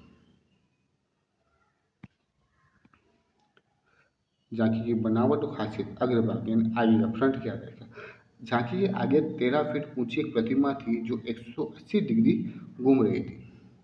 वाद्य यंत्र, यह प्रतिमा राजस्थान के प्राचीन वाद्य यंत्र रावण हत्या का वादन करते हुए एक कलाकार की थी। इसकी थी प्रतिमा, राजस्थान के प्राचीन वाद्य यंत्र रावण हत्या का वादन करते हुए कलाकार की थी। कला का प्रदर्शन, झांकी के माध्यम से बीकानेर की उस्ता कला और राजस्थान के ये रेगिस्तानी गौरव को पूरी दुनिया के सामने बहुत ही खूबसूरती से पेश किया गया। ओके, तो अपने जो 26 जनवरी 2026 में जो हुआ था गणतंत्र दिवस, उसमें झांकी निकाली गई, जिसमें राजस्थान में बीकानेर की उस्ता कला की झांकी निकाली गई। ओके, आगे चलें। एक अभियान है जो मुझे काफ़ी पसंद आया, फेंके नहीं हमें दे अभियान। क्या नाम है अभियान का? फेंके नहीं हमें दे अभियान। किसके द्वारा? तो बीकानेर जिले के द्वारा। ठीक है ना। शुभारंभ कहाँ हुआ? तो 27 जनवरी 2026 को बीकानेर में। किसके द्वारा? राजस्थान की बाल कल्याण समिति के द्वारा। फेंके नहीं हमें दे का शुभारंभ 27 जनवरी 2026 को बीकानेर में हुआ, जो राजस्थान की बाल कल्याण समिति के द्वारा किया गया। इसमें पोस्टर विमोचन किया गया 21 जनवरी 2026 को केंद्रीय कानून मंत्री और अर्जुन राम मेघवाल द्वारा इसका पोस्टर विमोचन किया गया। मुख्य उद्देश्य नवजात शिशुओं की सुरक्षा सुनिश्चित करना, लोगों को जागरूक करना कि वे मजबूरी में नवजात को असुरक्षित स्थानों जैसे झाड़ियों या नालों पर फेंकने के बजाय पालना गृह या सरकारी आश्रय को सौंपे। ओके, याद रखना। आगे चले। अब आगे है मुख्यमंत्री युवा स्वरोजगार योजना 2026। इसका शुभारंभ हुआ था 12 जनवरी 2026 को राष्ट्रीय युवा दिवस पर जयपुर के सवाई मानसिंह स्टेडियम में। मुख्यमंत्री युवा स्वरोजगार योजना का शुभारंभ 12 जनवरी 2026 को राष्ट्रीय युवा दिवस को पर जयपुर के सवाई मानसिंह स्टेडियम में इसका शुभारंभ किया गया। इसका लक्ष्य देखो, मुख्यमंत्री युवा स्वरोजगार योजना का लक्ष्य है राजस्थान के 1 लाख युवाओं को स्वरोजगार से जोड़कर उद्यमी यानी उद्यमी बनाना। क्या बनाना? उद्यमी बनाना। पात्रता बात, पात्र कितने होंगे? देखो पात्रता क्या है, राजस्थान का मूल निवासी होना चाहिए और आयु 18 से 45 वर्ष के बीच होनी चाहिए। ठीक है। लक्ष्य 1 लाख युवाओं को स्वरोजगार से जोड़कर उद्यमी बनाना। पात्रता राजस्थान का मूल निवासी होना चाहिए, आयु 18 से 45 वर्ष के बीच होना चाहिए। अब योजना के मुख्य लाभ की बात करें अपन। मुख्यमंत्री स्वरोजगार योजना 2026 की मुख्य बातें या फिर मुख्य लाभ की बात करें अपन, तो मुख्य लाभ क्या देखो, ब्याज मुक्त ऋण, सूक्ष्म उद्योग स्थापित करने के लिए 10 लाख रुपए तक का ब्याज मुक्त ऋण दिया जाएगा। ब्याज का 100% पुनर्भरण सरकार करेगी यानी राज्य सरकार, यानी सूक्ष्म उद्योग स्थापित करने के लिए 10 लाख रुपए तक का ब्याज मुक्त ऋण दिया जाएगा सरकार की तरफ से, जिसका 100% ब्याज का 100% पुनर्भरण सरकार करेगी। ऋण की सीमा की बात करें तो 8वीं से 12वीं पास कोई व्यक्ति है तो सेवा क्षेत्र के लिए 3.5 लाख और विनिर्माण के लिए 7.5 लाख का लोन ले सकते हैं। 8वीं से 12वीं पास कोई सेवा क्षेत्र के लिए लोन ले रहा है तो 3.5 लाख का, और विनिर्माण के लिए ले रहा है तो 7.5 लाख का लोन ले सकता है। अगर कोई ग्रेजुएट है या फिर ITI धारक है तो सेवा क्षेत्र के लिए 5 लाख और विनिर्माण के लिए 10 लाख रुपए तक का लोन ले सकते हैं। अब मार्जिन मनी की बात करें तो ऋण राशि का 10% अधिकतम 50,000 रुपये तक मार्जिन मनी सहायता के रूप में मिलेगा। ओके, फ्री ट्रेनिंग, जो लाभार्थी है RSLDC के माध्यम से स्किल डेवलपमेंट के शॉर्ट टर्म कोर्स फ्री में कर सकेंगे। ओके, याद रखना। देखो क्या होगा, 10 लाख रुपये का ऋण लिया जाएगा। ऋण की सीमा 8वीं 12वीं पास है तो सेवा क्षेत्र के लिए 3.5 लाख और विनिर्माण क्षेत्र के लिए 7.5 लाख रुपये। अगर ग्रेजुएट या ITI धारक है तो सेवा क्षेत्र के लिए 5 लाख और विनिर्माण के लिए 10 लाख रुपये। मार्जिन मनी ऋण राशि का 10% अधिकतम 50,000 रुपये मार्जिन मनी सहायता के रूप में मिलेगा। ओके, आगे चले अपन। अब देखो कुछ ज़रूरी जानकारी इस योजना को लेकर। इसकी नोडल एजेंसी कौन है? तो उद्योग एवं वाणिज्य विभाग। समय सीमा, यह योजना 31 मार्च 2029 तक प्रभावी रहेगी। ओके, कौन सी? मुख्यमंत्री स्वरोजगार योजना 31 मार्च 2029 तक प्रभावी रहेगी। यदि कोई पार्टनरशिप फर्म है तो उसमें 51% से अधिक हिस्सेदारी युवाओं की होनी अनिवार्य है। ऋण अवधि वित्तीय संस्थान द्वारा दिए गए ऋण की समय अवधि 5 वर्ष तक होगी। ठीक है, ऋण कितने वर्ष तक दिया जाएगा? 5 वर्ष के लिए। ओके, अब राजस्थान सरकार द्वारा एक और नीति लाई गई है जिसका नाम है राजस्थान युवा नीति 2026। कौन सी नीति? राजस्थान युवा नीति 2026 जारी किया था मुख्यमंत्री बजूलाल शर्मा द्वारा 12 जनवरी 2026 को जयपुर के SMS स्टेडियम। इसी दिन राजस्थान मुख्यमंत्री स्वरोजगार योजना भी लागू की थी। ठीक है ना। पिछली नीति कौन सी थी? इससे पहले राजस्थान में युवा नीति वर्ष 2025 में लाई गई थी। ओके, वापस लेके आ गए राजस्थान युवा नीति 2026। युवाओं का व्यक्तित्व विकास करना उद्देश्य। देखो इसका उद्देश्य क्या है? युवाओं का व्यक्तित्व विकास करना, निर्णय प्रक्रिया में उनकी भागीदारी बढ़ाना, उन्हें रोजगार के आधुनिक अवसरों से जोड़ना। ओके, नीति के 4 स्तंभ है। नीति के स्तंभ है, 4 स्तंभ है, 4 प्रमुख स्तंभ यानी की पिलर्स है। शिक्षा और आधुनिक कौशल। कौन कौन से? शिक्षा और आधुनिक कौशल यानी AI और डिजिटल टूल्स के प्रशिक्षण पर विशेष जोर ताकि युवाओं की रोजगार क्षमता बढ़ सके। AI और डिजिटल टूल्स के प्रशिक्षण पर विशेष जोर ताकि युवाओं की रोजगार क्षमता पर बढ़ सके। रोजगार से उद्यमिता, युवाओं को जॉब सीकर यानी नौकरी खोजने वाला से जॉब क्रिएटर, नौकरी देने वाला बनाना। ठीक है, युवाओं को जॉब सीकर नौकरी खोजने वाले से नौकरी देने वाला बनाना है इस नीति का उद्देश्य। इसमें स्टार्टअप्स और गिग इकोनॉमी पर फोकस किया गया है। स्वास्थ्य और कल्याण की बात करें तो मानसिक और शारीरिक स्वास्थ्य के साथ साथ नशा मुक्ति, योग और खेलों को प्राथमिकता दी गई है। युवाओं में निर्णय लेने की क्षमता विकसित करना और उन्हें कला, संस्कृति और पर्यावरण संरक्षण से जोड़ना। ओके, एक तो क्या है? AI के द्वारा प्रशिक्षण विशेष जोर ताकि युवाओं को रोजगार क्षमता बढ़ सके। एक है नौकरी खोजने वाले से नौकरी देने वाला बनाना। स्टार्टअप और गिग इकोनॉमी फोकस है। मानसिक और शारीरिक स्वास्थ्य के साथ साथ नशा मुक्ति, योग और खेलों को प्राथमिकता दी गई है। युवाओं में निर्णय लेने की क्षमता विकसित करना, उन्हें कला, संस्कृति और पर्यावरण संरक्षण से जोड़ना, यानी चहुमुखी विकास की बात की गई है। ओके, आगे चले। फिर प्रभावी कार्यान्वयन के लिए त्रिस्तरीय ढांचा है इसका। ठीक है ना।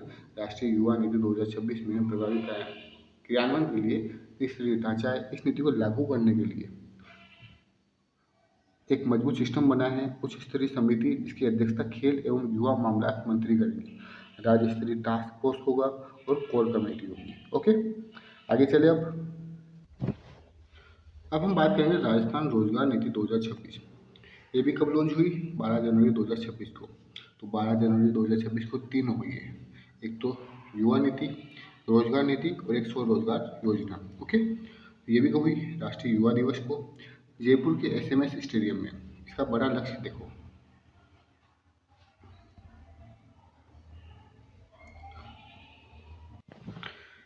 इसका बड़ा लक्ष्य मार्च 2029 तक प्रदेश में 15 लाख रोजगार के अवसरों को सुलभ बनाना है। ठीक है ना। राजस्थान रोजगार नीति 2026 का लक्ष्य क्या है? मार्च 2029 तक प्रदेश में 15 लाख रोजगार के अवसरों को सुलभ बनाना है। AI आधारित प्लेटफॉर्म, AI आधारित प्लेटफॉर्म, रोजगार कार्यालयों को एकीकृत कर कृत्रिम बुद्धिमत्ता आधारित डिजिटल प्लेटफॉर्म राजस्थान रोजगार पोर्टल बनाया जाएगा। ओके, ई जॉब फेयर, राष्ट्रीय और अंतर्राष्ट्रीय स्तर पर नौकरी के अवसर खोजने के लिए इस नीति में ई जॉब फेयर की सुविधा भी जोड़ी गई है। राजस्थान में अब तक 65 आई स्टार्ट लॉन्चपैड नेस्ट स्थापित किए जा चुके हैं जो नए बिजनेस आइडियाज को सपोर्ट करेंगे। ओके, आगे चले। अब देखो कुछ राष्ट्रीय स्तर पर राजस्थान का परचम, मतलब कि कुछ खेलों की बात कर लेते हैं अपन। एक हुई थी 72वीं सीनियर नेशनल वॉलीबॉल। कहाँ हुई थी? वाराणसी में आयोजित। कहाँ हुई थी? वाराणसी में। कौन सी? 72वीं सीनियर नेशनल वॉलीबॉल। इस चैंपियनशिप में राजस्थान की महिला टीम ने पहली बार कांस्य पदक जीता है। यानी 72वीं सीनियर नेशनल वॉलीबॉल जो कि वाराणसी में आयोजित हुई थी, उस चैंपियनशिप में राजस्थान की महिला टीम ने पहली बार कांस्य पदक जीता है, ठीक है, जिसमें राजस्थान की रजनी को बेस्ट ब्लॉकर का अवार्ड मिला है। ओके, राजस्थान की रजनी को किसका मिला है? बेस्ट ब्लॉकर का अवार्ड मिला है। ओके, फिर हुई थी एक 69वीं राष्ट्रीय स्कूली तीरंदाजी, कहाँ हुई थी? रांची में। राजस्थान की कंपाउंड टीम ओवरऑल चैंपियन बनी। राजस्थान की कंपाउंड टीम ओवरऑल चैंपियन बनी। कुमकुम, मणिका, कनिष्का और मधु टीम ने स्वर्ण जीता। कुमकुम, मणिका, कनिष्का और मधु की टीम ने स्वर्ण जीता। आयरन पारिक ने व्यक्तिगत रैंकिंग में स्वर्ण पदक जीता। ओके, राजस्थान ने कुल 8 पदक, 5 स्वर्ण, 2 रजत और एक कांस्य पदक जीता है। ओके, ये हो गया अपने 69वीं राष्ट्रीय स्कूली तीरंदाजी रांची की बात। अब बात करते हैं एक और 69वीं नेशनल स्कूली बॉक्सिंग, कहाँ हुई थी? गुना में। राजस्थान की अंडर 14 टीम ने पहला स्थान हासिल किया। टीम ने 3 स्वर्ण सहित कुल 8 पदक जीते हैं। स्वर्ण विजेता है यश कुमार, छत्रपाल सिंह और अनिराज चौधरी। ओके, अब बात करते हैं कुछ व्यक्तिगत उपलब्धियों की। कुछ सितारे खिलाड़ी हैं, जैसे दिव्यांशी जैन, स्वेस खिलाड़ी है। किसकी खिलाड़ी है? स्वेस की। जयपुर की निवासी है। जयपुर की इस नन्ही खिलाड़ी ने एडिनबर्ग में स्कॉटिश ओपन स्वेस अंडर 13 का खिताब जीता है। किसका? जयपुर की है दिव्यांशी जैन, जो स्वेस खिलाड़ी जो जयपुर की निवासी है, ठीक है ना। इन्होंने एडिनबर्ग में, कहाँ पे? एडिनबर्ग में स्कॉटिश ओपन स्वेस अंडर 13 का खिताब जीता है। एक महीने में ये उनका दूसरा इंटरनेशनल खिताब। इससे पहले कुआला लंपुर ओपन जीता था। एक है सुनीता तूबी, ये पैरा पावर लिफ्टर, ये भी जयपुर के हैं। सुनीता ने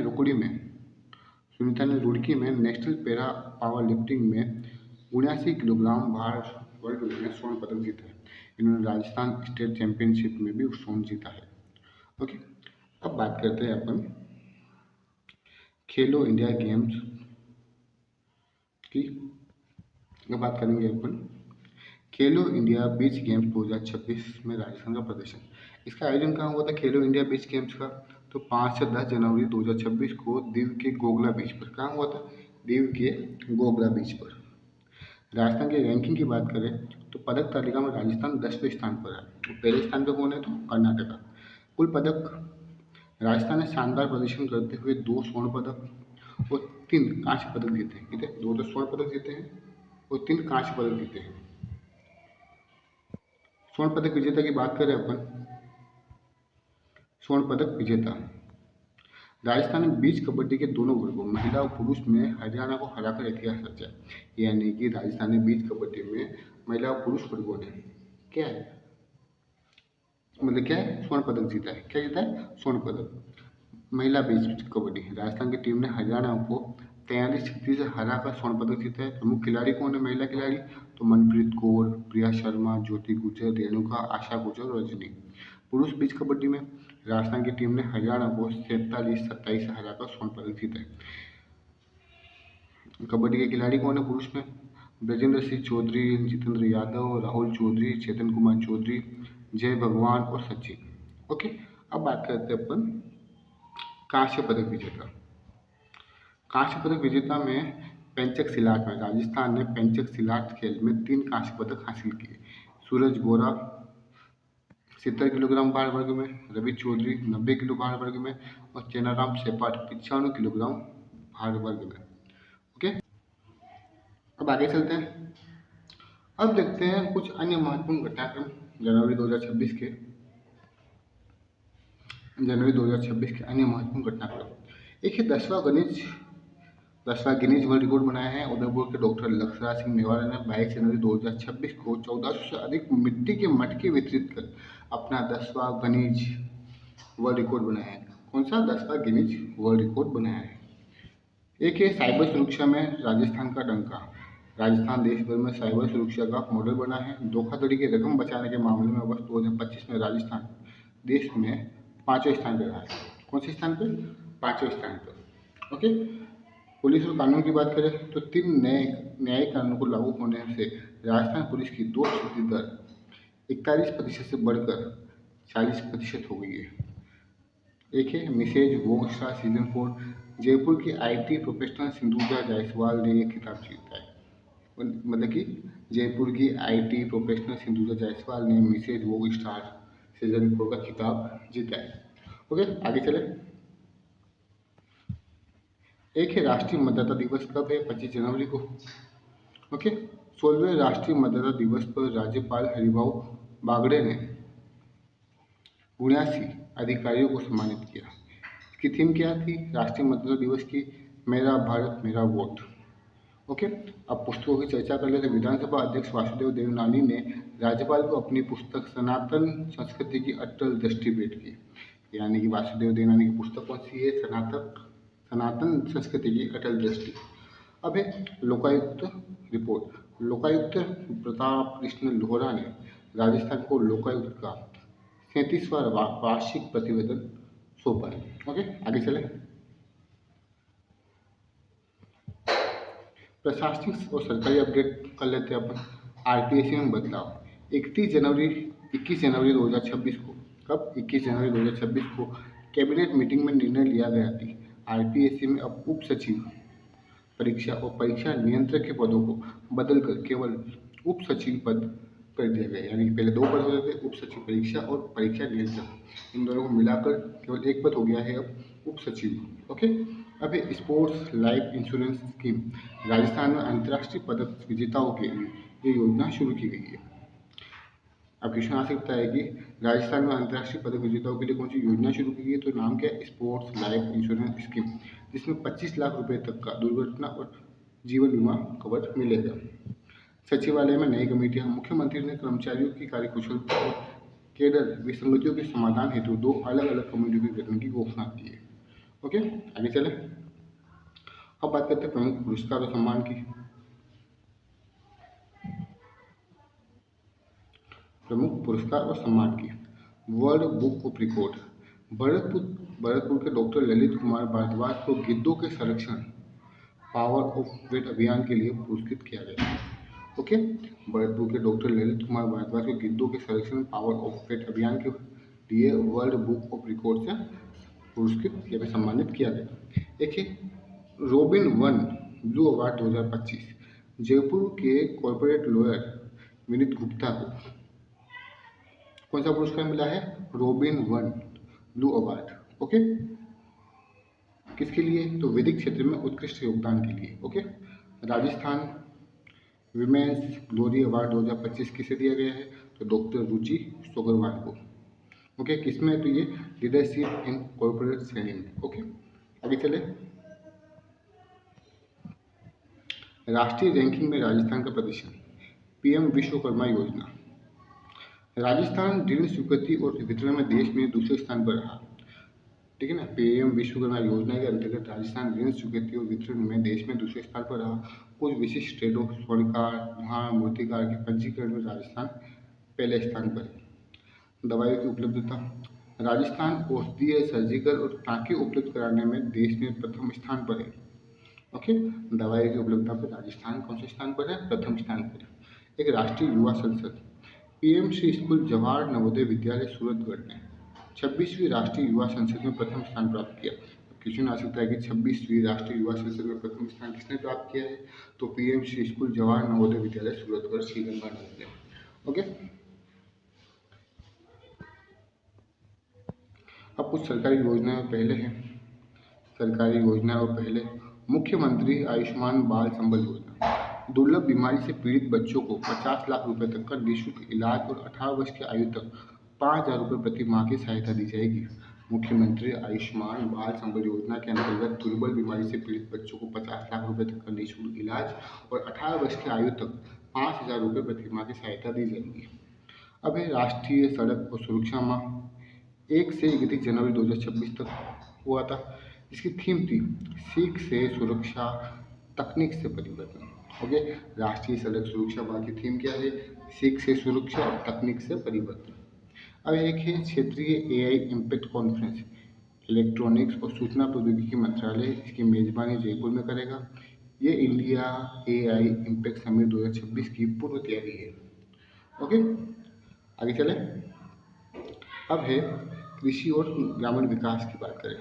बाड़मेर के Ramsar organic farmer producer company, Barmer की है Ramsar organic farmer producer company. PM Modi ने मन की बात में इसका जिक्र किया है। यह कंपनी बाजरे की प्रोसेस कर उसके लड्डू तैयार करती है। ओके, देखिए श्री रामदेव पशु मेला 19 जनवरी 2026 को नागौर के मानसल गांव में विधिवत शुभारंभ किया गया। ओके, अब पर्यावरण विज्ञान की बात करें। दुर्लभ कीटाहारी पौधा भरतपुर के केवलादेव राष्ट्रीय उद्यान में यूट्रिकुलेरिया यानी ब्लेडर वोट नामक कीट पक्षी पौधा देखा गया। कौन सा? यूट्रिकुलेरिया। कहाँ पर? तो भरतपुर के केवलादेव राष्ट्रीय उद्यान में। ओके, एक है कॉमन सेल्ड पक्षी, केवलादेव में 10 साल के अंतराल के बाद यूरोप से आने वाले इस पक्षी की वापसी हुई। कौन सी? तो कॉमन सेल्ड पक्षी। कहाँ से? केवलादेव। दोनों केवलादेव में, एक तो यूट्रिकुलेरिया और एक है कॉमन सेल्ड पक्षी। कहाँ देखे गए? तो कहाँ देखे? केवलादेव राष्ट्रीय उद्यान। कहाँ है केवलादेव? तो भरतपुर में। ओके, अब देखते हैं अपन खेल और उपलब्धियों के बारे में बात जानते हैं अपन। तो खेल और उपलब्धियाँ, राव राजा हनुमंत सिंह कप, इसमें ऑप्टिमस अचीवर्स ने जीता। किसने जीता? ऑप्टिमस अचीवर्स ने। एक है राजमाता गायत्री देवी मेमोरियल कप, ये जिंदल बेदला ने जीता। मोस्ट वैल्यूएबल प्लेयर कौन है इसके? राव हिम्मत सिंह बेदला। यंगेस्ट ऑथर भीलवाड़ा की 17 वर्षीय जी जीविका जोशी को देश रत्न अवार्ड और इंडियन ग्लोरी अवार्ड से नवाजा गया। देखिए मिस उर्वशी सीजन 4 कौन सा है? मिस उर्वशी सीजन 4 जुजुनू की रितिका चौधरी ने यह खिताब जीता है। अब बात करते हैं अपन न्यायिक और प्रशासनिक अपडेट के बारे में जाने अपन। न्यायिक और प्रशासनिक अपडेट, एक इवनिंग कोर्ट की बात।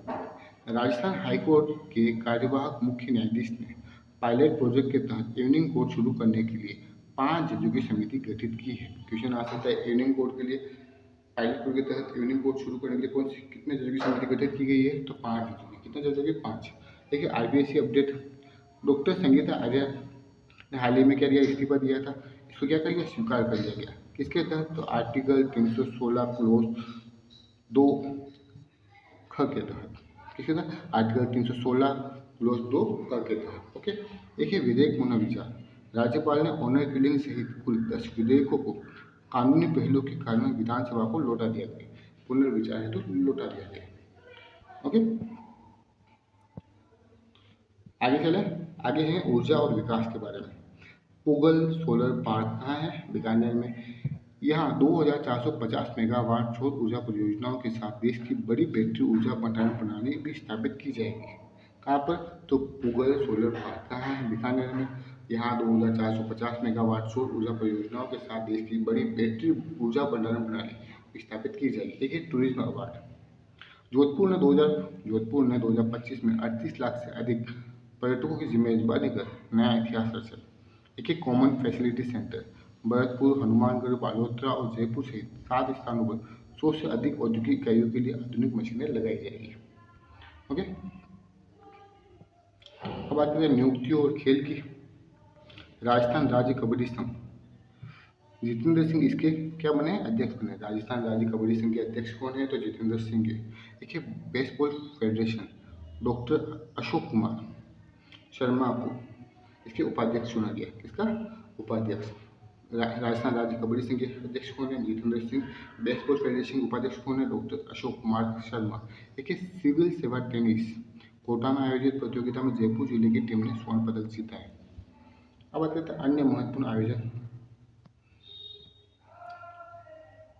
देखिए उदयपुर बर्ड फेस्टिवल 12वां संस्करण रामसर साइट मैदान में आयोजित किया जाएगा। कौन सा? 12वां संस्करण उदयपुर मतलब 12वां उदयपुर बर्ड फेस्टिवल कहाँ आयोजित किया जाएगा? रामसर साइट मैदान में। ठीक है, एक साइकिल अभियान, आशा मालवीय के 7800 किलोमीटर के अभियान को उप मुख्यमंत्री दिया कुमारी ने जयपुर से रवाना किया। एक है mega parents teacher meeting, Jaipur के कॉमर्स कॉलेज में मुख्यमंत्री की अध्यक्षता में राज्य की बड़ी मेगा पीटीएम आयोजित हुई।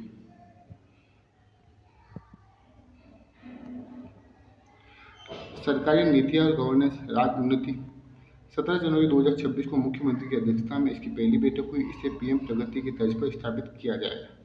पीएम प्रगति की तर्ज पर किसे स्थापित किया जाएगा? तो राज्य उन्नति को। ओके, देखिए रिको का नया वर्गीकरण, एमडी शिवांगी सोनकार ने औद्योगिक क्षेत्रों के लिए 2 नई श्रेणियां घोषित की है। एक है इंडस्ट्रियल ग्रोथ पार्क 50 हेक्टेयर तक के क्षेत्र। एक है RIICO economic and investment zone 50 hectare से अधिक के क्षेत्र। एक है राज्य निवेश प्रोत्साहन मुख्य सचिव श्री निवास की अध्यक्षता में करीब 49,883 करोड़ के निवेश प्रस्ताव की अनुशंसा की गई। अब देखते हैं अपन प्रमुख पुरस्कार और सम्मान की बात। एक तो gold award PM Rajasthan discoms को पीएम कुसुम योजना कंपोनेंट सी में सर्वश्रेष्ठ प्रदर्शन के लिए गोल्ड अवार्ड मिला। ठीक है ना, और क्वेश्चन आ सकता है कि राजस्थान डिस्कॉम पीएम कुसुम में श्रेष्ठ प्रदर्शन के लिए गोल्ड अवार्ड मिला कौन सी कंपोनेंट में? कंपोनेंट सी में। देखिए 78वां सेना दिवस परेड जयपुर मिलिट्री स्टेशन में दक्षिण पश्चिम कमान के प्रमुख लेफ्टिनेंट जनरल मनजिंदर सिंह ने 13 अधिकारियों को आर्मी कमांडर प्रशंसा पत्र प्रदान किए। अब एक है सामाजिक और आर्थिक आंकड़े शहद उत्पादन हनी प्रोडक्शन। देश के कुल शहद उत्पादन में राजस्थान की हिस्सेदारी 9% हो गई है। राजस्थान अब भारत के टॉप 5 पाँचवें स्थान शहद उत्पादक राज्यों में शामिल हो गए। एक है सक्षम जयपुर अभियान नारी सशक्तिकरण के लिए समर्पित अभियान जिसमें नारी चौपाल और बेटी बचाओ बेटी पढ़ाओ की शपथ शामिल है। एक है 16वां राष्ट्रीय मतदाता दिवस। इस अवसर पर 23 जनवरी 2026 को जवाहर कला केंद्र जयपुर में राज्य स्तरीय चित्रकला कार्यशाला आयोजित की गई। तो ये हो गए आपके जनवरी